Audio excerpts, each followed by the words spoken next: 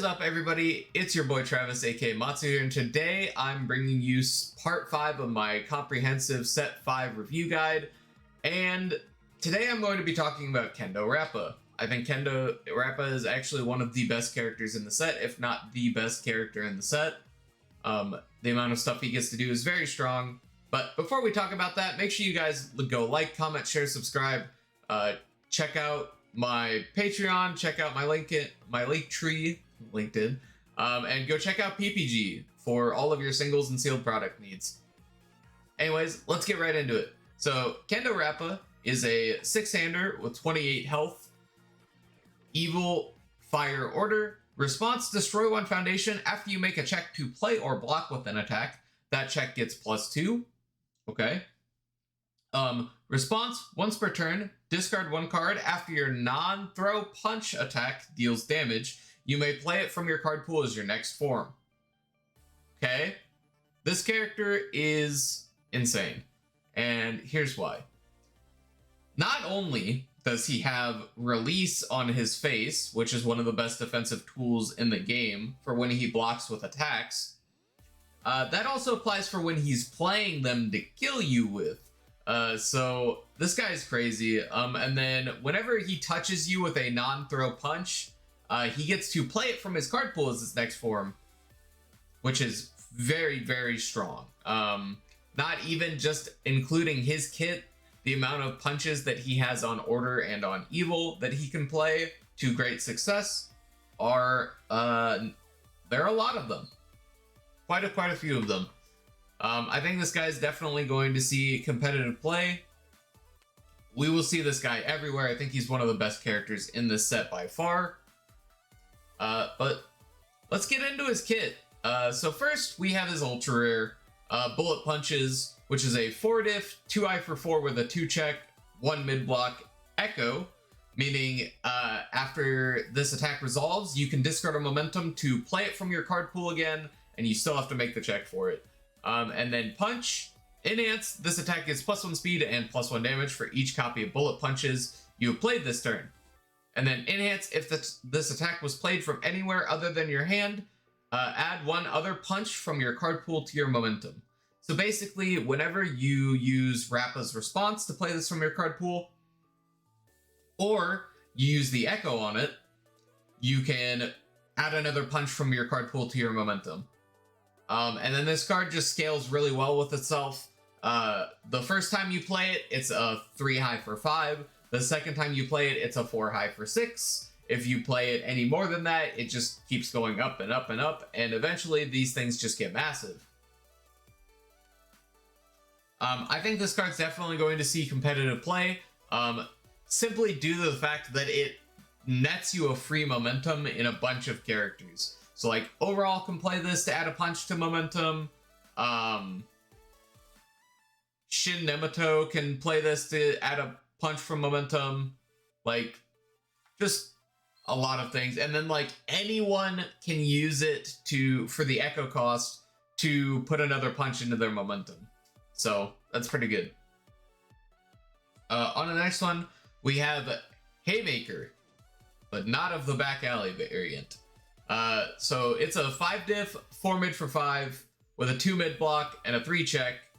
Breaker 1, Flash, Fury, Punch. Man, this card's got keywords too. And then response: after you block with this card, your rival must play an attack as their next form or discard one card. And then response: after you play this attack, it gets +1 damage for each card committed to pass its check. Okay. So this card kind of plays along with a lot of the gimmicks that Kendo has. He likes to increase his difficulty with a bunch of his cards, but in exchange for a lot of stats. So this card being a flash move, which means it's harder to interact with because it doesn't have an enhanced step, and also just a massive punch that you just knock them out with. It's very, very good. And then it also has a really good on-block effect that says, hey, if your opponent was kind of waffling on whether they wanted to continue to attack you after you breaker them, this essentially says they have to, or they're going to be down a card for when you attack them next turn. I think this card's going to see competitive play for sure. I would not be surprised if this was in a deck the top an RLE or higher event. On to the next one. We have Knuckle Sandwich, which is a 4-diff, 2 low block, 2 low for 5 with a 3 check, punch, combo with a punch. Combo enhance, this attack gets +2 speed. If your rival has taken damage this turn, this attack gets +2 damage. And then enhance, if your rival tries to block this attack with a non-attack card, their check to block gets -2. Okay, so at base, assuming that your opponent blocked your first move because they know that this card exists and they're playing around it, whatever. It's a 4 low for 5 on a 5 diff, essentially. 6 low for 5 if they try to block with a non-attack card. I think this card's just okay. I don't think this card is going to make a huge splash or anything, but I think it could at some point end up in a tiered deck. We have Flurry of Punches as our next one, which is a 4-diff, 4 mid for 4 with a 2 high block and a 3 check. Charge, EX2, and Punch. Static, if you have 10 or less health, this attack gets +2 damage, so it's a 4 mid for 6. And then enhance, your next attack gets +2 difficulty, +3 speed, and +3 damage. So I think this card's really, really good. This card is one of the best setup cards that we've probably ever seen. It's especially good in RAPPA, right? Because we get to negate the +2 difficulty by just destroying a foundation. But going like Recipro Extend into Flurry of Punches into Recipro Burst with +5/+5 on it is crazy. And just like, even if you're not doing that kind of stuff, just being like, yeah, I'll play Flurry of Punches, it checks, give my next one 3/3 +2 difficulty, and then you play Haymaker on an 8 or on a 9 and you tap 4 and it comes in as a 7 for 12 base on a flash move is very, very strong. And that doesn't even also count the plus difficulty from the next card we're going to talk about. But I think Flurry of Punches is definitely going to see competitive play as a setup attack because it is a really good one. It does just say that your next move is massive, and there are a lot of characters that get to cheat on that progressive. Like, for example, if Fourth Kind plays this as his 3rd attack, and then he plays his next attack, it essentially only got +1 difficulty because it negates the other 3 cards in your card pool from the -4, and then also one of the +2 difficulty you got from Flurry of Punches. On to the next card that we were just talking about, Hot Blooded. So Hot Blooded is his unique foundation. So 2-diff, 5 check with a 2 low block. Enhance, if your rival has blocked this turn, this attack speed and damage can't be reduced below printed, which is very good. And then RAPPA form once per turn. Your next attack gets +1 difficulty, +2 speed, and +2 damage. So like I said, you go Recipro Extend into Flurry of Punches into form Hot Blooded, and then you play a Recipro Burst, and it's coming in with +7/+7 base. It is a 10 low for 12 base. You have a single momentum. It is a 10 low for, or an 11 low for 20. Like, that's crazy. Just, all right, catch this 11 low for 20, guys.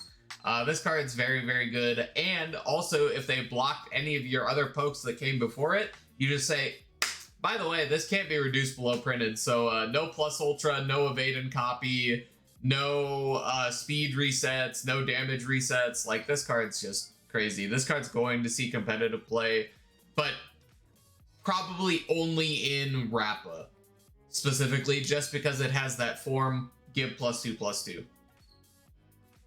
On to the next one. We have Looking for a Challenge, which is a 2-diff, 5 check with a 3 high block. Response, after this card is committed due to your rival's effect, your next check gets +3, playable while committed. And then enhance, commit, flip, your next check to play or block with an attack gets +2. This card's really, really good. Not only is it is a good stun deterrent, because it gives +3 to your next check whenever it's committed due to your rival's effect, but it also gets to just commit flip to say your next check to play or block with an attack gets +2. So it's essentially on defense, it is a commit flip for -2 speed, which isn't a great rate.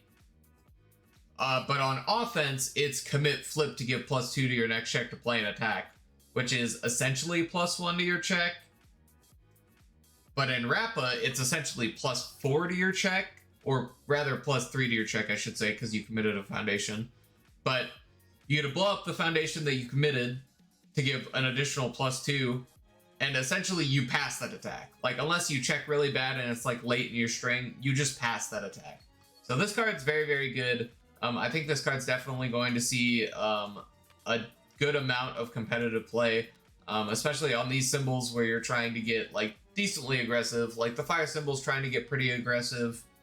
This card's really good in like Fire Tokiyami, for example, if that deck comes back. On to the next card, we have Seasoned Brawler, which is a 1/5 with a 2 high block. Response, flip after your rival blocks with an attack card, or just blocks with an attack. Draw 1 card, playable while committed. So this card's probably going to need an errata, because based on the wording, your rival does not block with an attack, they block with a block card.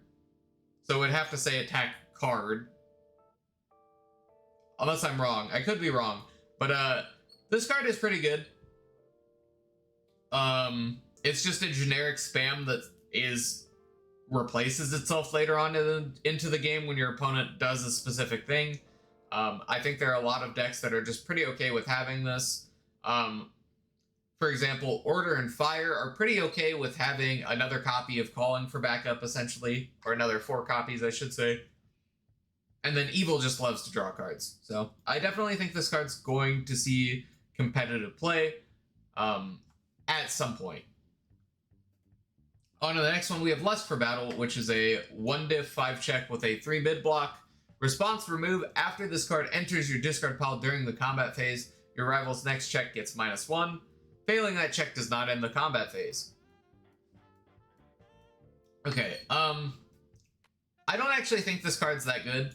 I think there are very few characters that can actually enable it to do its thing, and when you do enable it, it was just a 1/5 that didn't do anything in your staging area, which is definitely not the place you want to be, especially with the amount of good foundations that we have out at this point. I don't want to be playing a low quality spam when there are just better options. Like, for example, Seasoned Brawler is a good example. I definitely would, this would be like maybe cool for like a theme deck or a locals deck, but definitely do not see this making a break in competitive play. If I had to rate Rappa's kit out of 10, I would give his kit a 9. His face is very good. The rest of his kit, for the most part, is extremely strong. And yeah. Let me know what you guys think about it in the comment section down below. Make sure you like and subscribe. Go check out my Patreon and my Linktree. Links in the description. And go check out PPG for all your singles and sealed product needs. Thanks everyone for watching. This has been Matsu, signing out. What is up, Matsu Nation? Thank you for watching till the end of the video. If you enjoyed, like, comment, and subscribe. And check out all my socials and my Patreon. I hope you all have a wonderful day, and sayonara.